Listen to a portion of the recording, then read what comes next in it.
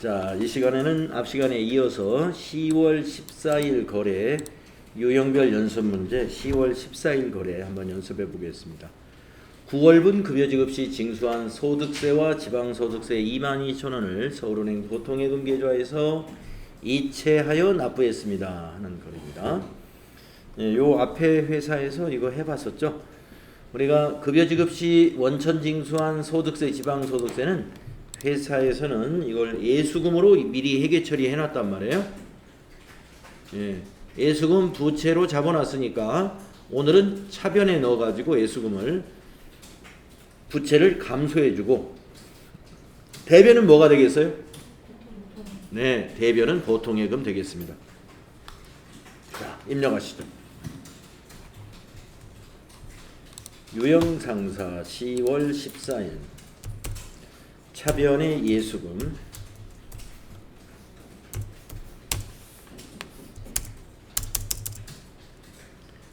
차변의 예수금 22,000원 대변의 103번 보통예금 서울은행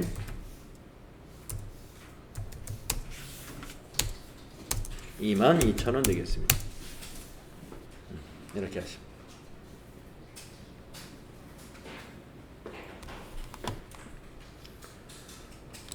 다음은 10월 15일 거 볼까요? 지점 확장을 위해서 강남 빌딩의 월세 계약서를 작성하고 보증금 1,000만원을 서울은행 보통예금 계좌에서 이체했다. 자, 보통예금 또 개정 과목 하나 있고요. 보증금이 하나 있습니다. 우리가 보증금은 임차할 때 보증금은 임차보증금, 임대자 입장에서의 보증금은 임대보증금이죠. 지금 우리는 임차한 것이죠. 우리가 지금 임차인이에요. 그래서 임차인은 임차보증금이라는 개정 과목으로 자산으로 잡는 거고요. 그 보증금을 받은 강남 빌딩은 임대보증금이라는 개정 과목으로 부채로 잡습니다. 임차보증금은 자산 개정 과목이에요. 임차보증금 자산이에요. 비유동자산. 그런데 임대보증금은 부채입니다. 그러니까 임대인은 보증금을 받으면 그걸 부채로 정리하고요. 임차인은 보증금을 지급하면 그걸 자산으로 정리합니다. 네, 그래서 개정 과목도 달라요. 그래서 우리는 지금 임차인이기 때문에 임차보증금으로 회계 처리하면서, 자, 임차보증금을 차변에 기록합니까? 대변에 기록합니까? 예, 차변에 기록해서 자산 증가 잡아야 돼요. 자, 그러면서 임차보증금은 거래처까지 코드로 넣어야 됩니다. 자, 10월 15일 전표를 입력하겠습니다. 날짜를 15일로 바꾸시고 차변의 임차보증금 거래처는 강남빌딩 4023하나 금액은 1,000만원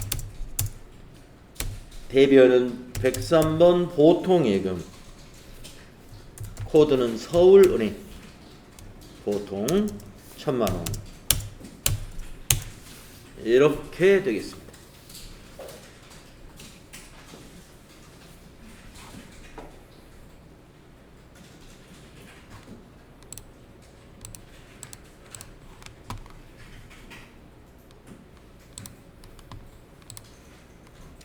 다음은 10월 16일 서울은행 보통예금 계좌에 200만원이 입금이 되었으나 원인을 알 수 없다.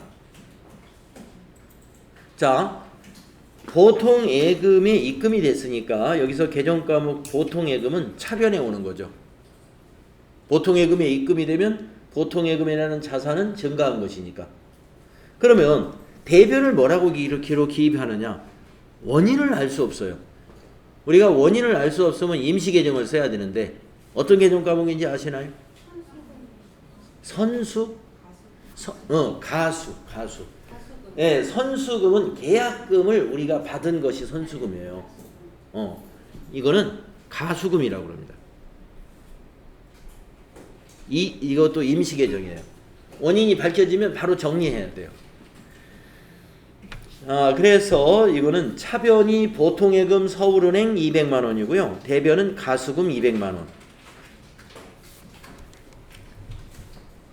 자, 10월 16일 날 차변의 103번 보통예금 서울은행 200만 원. 대변은 가수금 방향키로 쭉 가서 200만 원. 이렇게 기록하는 거예요. 가수금은 부채, 유동부채 계정이고 임시계정 과목입니다. 원인을 알 수 없는 돈이 입금이 됐을 때는 일단 가수금으로 부채로 인식해 두는 거예요.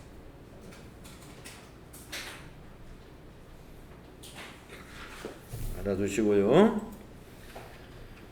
그 다음에 17일 거를 보겠습니다. 17일 날은 보통예금 통장에 입금이 된 200만 원이 안동상사의 외상매출금 180만 원과 상품 매출에 대한 계약금 20만 원임을 확인했습니다.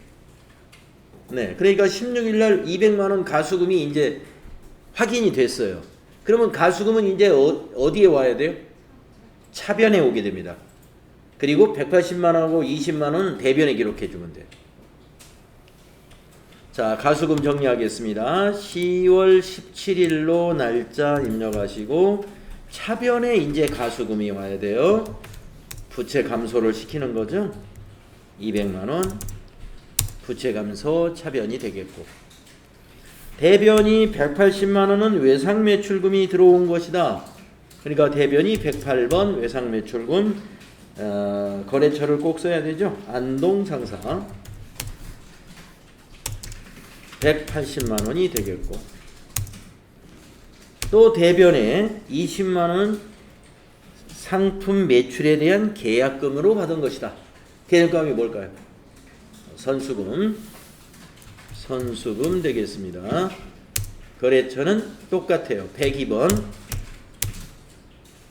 20만 원. 이렇게 정리하시면 되겠습니다.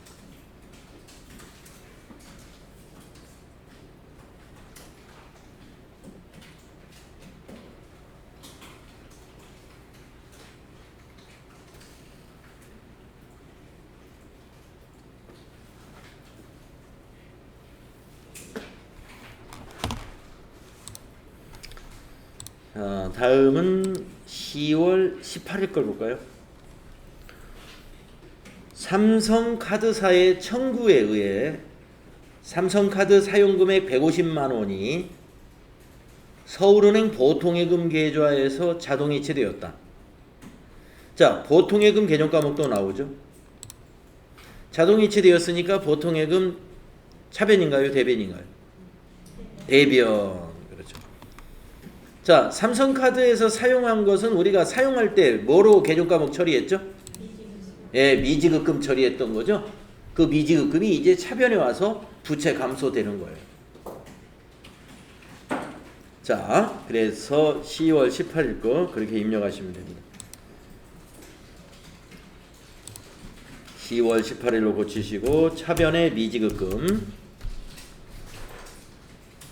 삼성카드가 거래처입니다. 삼성카드 99601 금액은 150만원, 대변은 103번 보통예금 서울은행 보통 150만원. 네, 이렇게 하신다.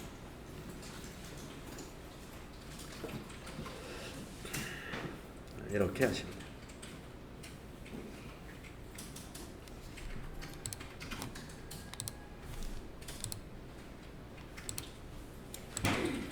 다음은 19일 걸 보겠습니다. 업무용 복사기를 하이마트에서 구입하고,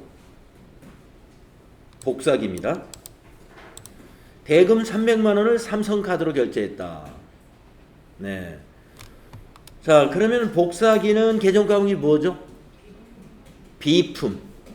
네, 비품이라는 유형자산 계정과목으로 처리하고요. 그러면 비품이 증가했어요, 감소했어요? 네, 증가했으므로 차변이죠. 네, 자산 증가는 차변이니까. 그러면 대변은 개정 과목이 뭡니까? 예, 미지급금이죠. 카드로 샀으니까. 자, 입력하십시다. 10월 19일로 고치고요. 차변의 비품입니다. 방향키로 쭉 가서 300만원. 대변은 미지급금이에요. 거래처는 삼성카드. 미지급금의 거래처는 삼성카드가 거래처가 됩니다.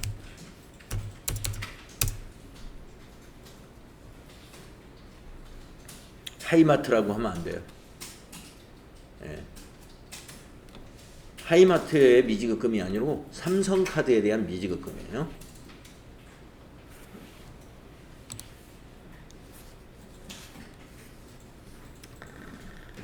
다음은 10월 20일 걸 보겠습니다. 이제 그런데 사실은 이제 우리가 지금 일반 전표에다 다 입력을 할 수밖에 없어요. 지금 그러나 이 실제 시험에서는 이런 문제가 나온다 그러면은 자, 여러분이 하이마트가 어떤 마트인지 아시죠? 예, 과세사업, 일반 과세사업자예요. 규모가 굉장히 큰 마트지 않습니까? 근데 하이마트에서 복사기를 사면 만약에 그 300만원짜리 복사기다 그러면 부가세가 10%면 30만원이잖아요. 부가세 매입세 공제 받아야 되죠. 그러니까 삼성카드로 결제했으면 그 하이마트에서 발행한 신용카드 매출전표 있지 않습니까? 그러면 거기에 부가세 있어요. 표시가. 그러면 이런 거래는 당연히 어디다 입력해야 돼요? 매입 매출전표에 입력해야 됩니다. 당연히. 그런데 지금 여기에 어떤 부가세가 얼마인지를 알 수가 없어요. 이렇게 말로만 이렇게 설명을 해놓은 걸로 봐서는. 그러니까 부가세 지금 없다고 가정을 하고 일반 전표에 분계 연습하는 것만 지금 연습한다고 보시면 돼요.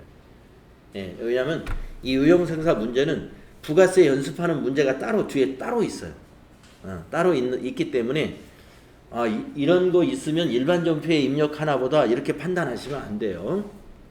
실제 실무에서는 이런 거래는 매입 매출 전표에 입력해야 돼요.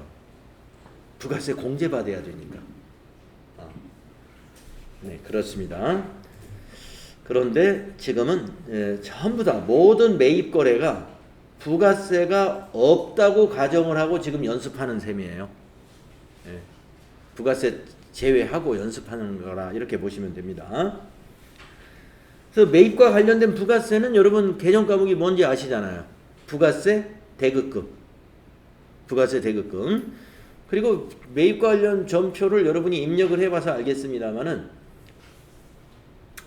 외상거래는 외상분계, 또 이런 카드 거래는 카드 분계, 또는 혼합 분계 이렇게 하게 되면은 분계가 자동으로 부가세 대급금, 부가세 있는 것은 부가세 대급금 분계가 자동으로 만들어지거든요. 자, 10월 20일 거 보겠습니다. 상품 운송을 위한 중고트럭 취득과 관련 취득세. 네. 이런 것은 그냥 일반 전표에 입력합니다. 취득세 같은 경우. 이건 뭐 따로 매입 매출 전표에 입력 건이 될 수가 없죠.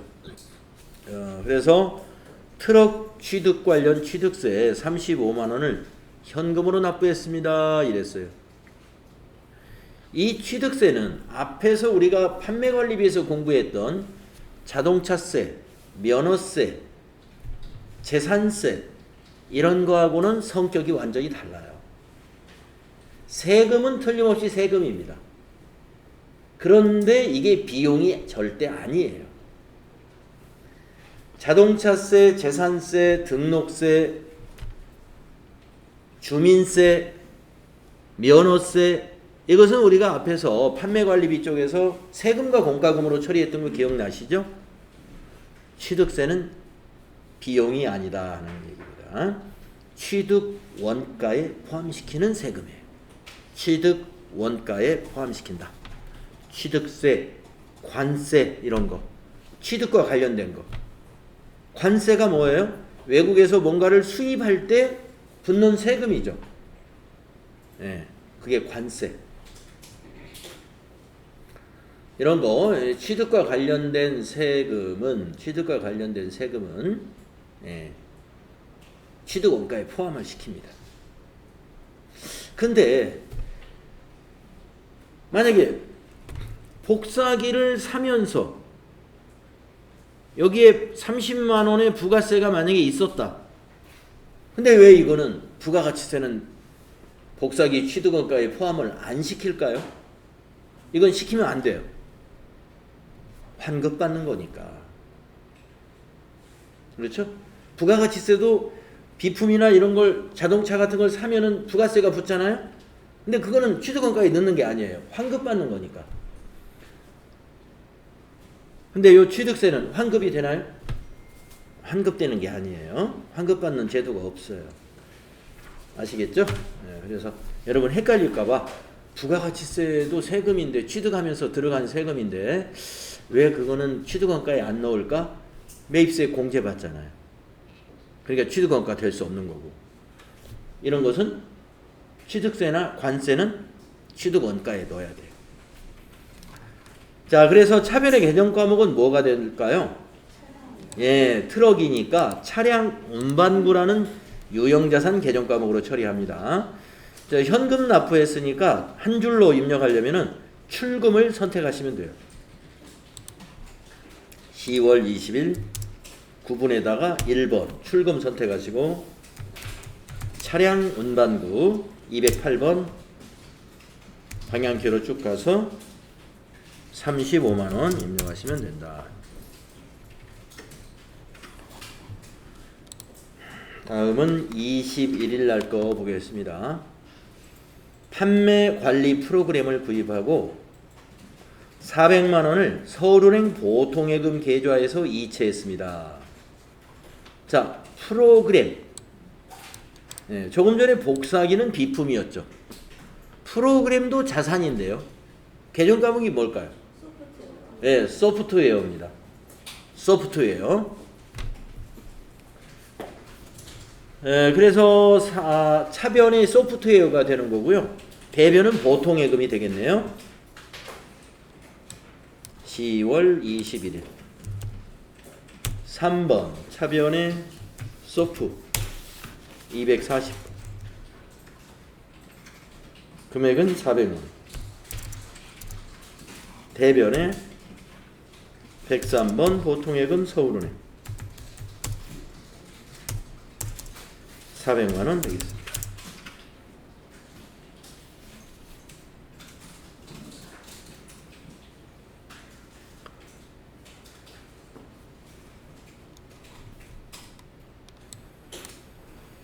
다음은 22일 걸 볼까요?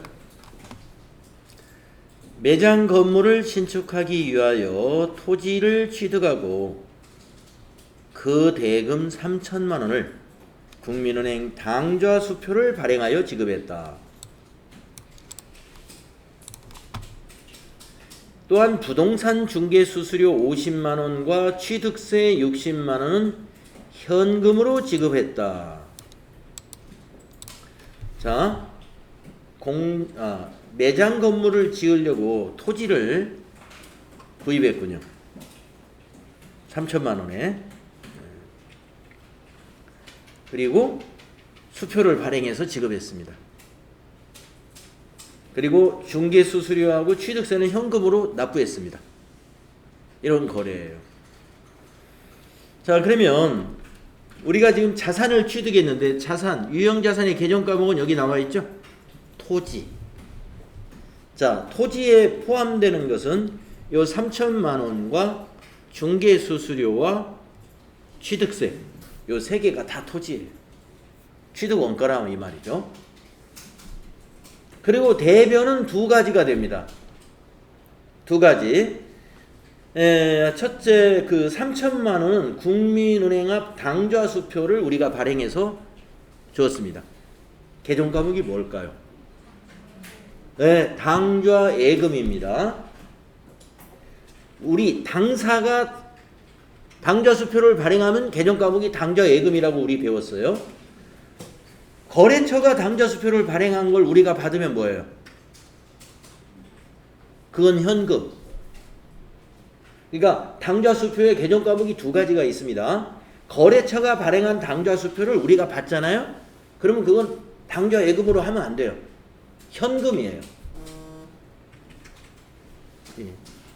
현금이고 우리 회사가 당좌 수표를 발행하면 우리 회사 당좌 예금에서 인출이 되기 때문에 계정 과목이 당좌 예금이다. 네, 그거 헷갈리면 안 됩니다. 네, 그리고 나머지 110만 원은 현금이잖아요. 네, 그래서 대변이 당좌 예금 3천만 원과 현금 110만 원 이렇게 정리하면 됩니다. 자, 입력하세요. 10월 22일 차변의 토지 3,110만 원 대변의 당좌예금 국민은행 당좌예금은 꼭 거래처 코드 넣어야 돼요. 국민은행 3천만 원 대변에 101번 현금 110만 원 이렇게 하면 된다. 차변의 토지가 3,110만 원 대변에는 당좌예금이 3천만 원 현금이 110만 원 이렇게 분기하시면 된다.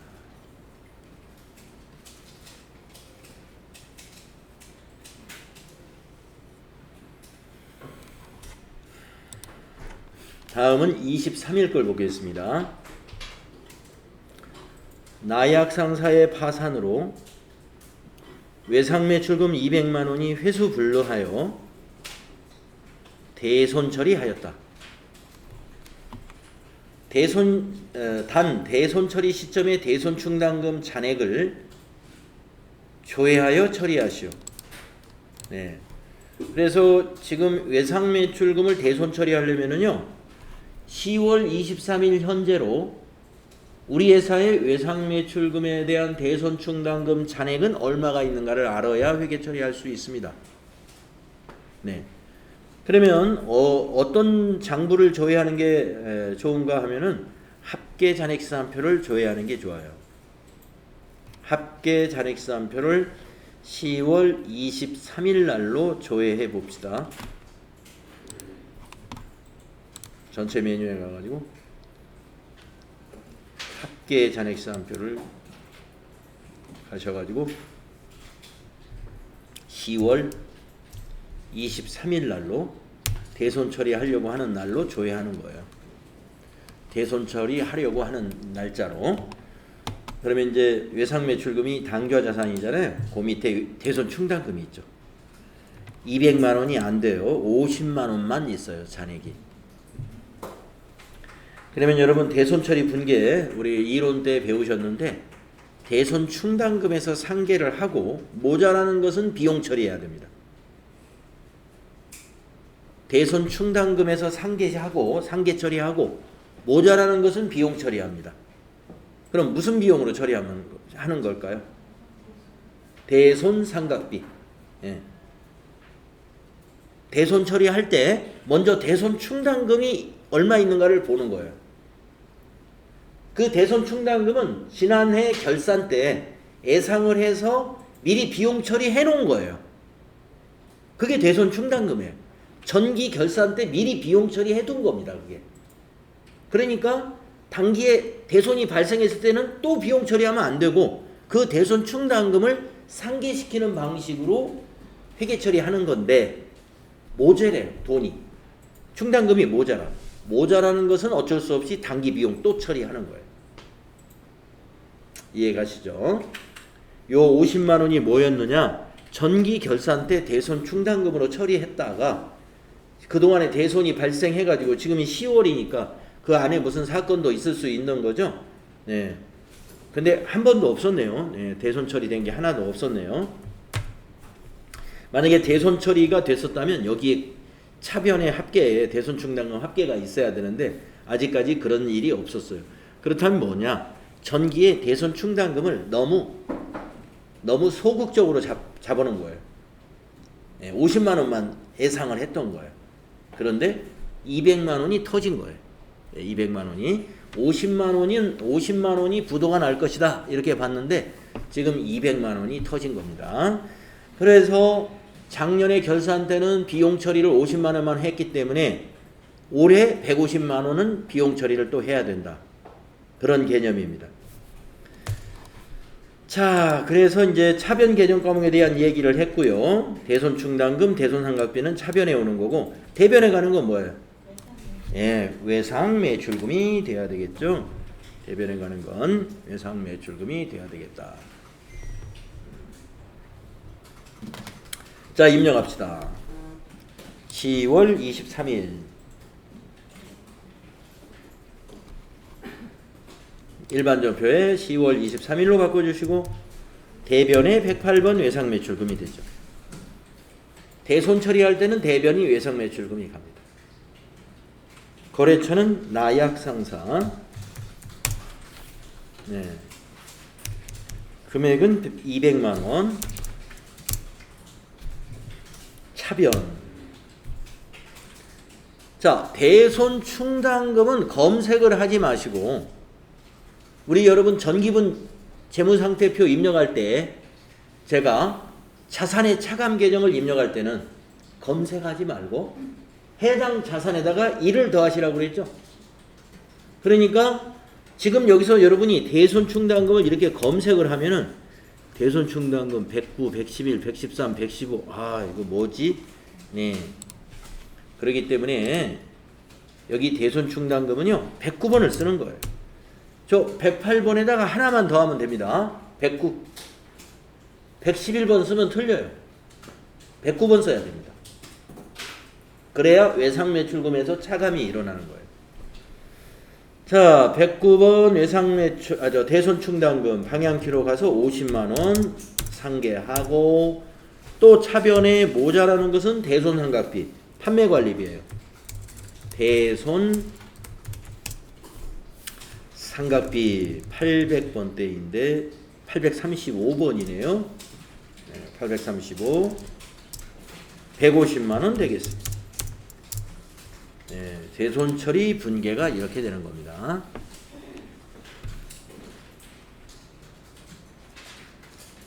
이론을 할 때도 우리가 이거 설명을 제가 드렸었죠. 이론 동영상에도 이게 있었습니다.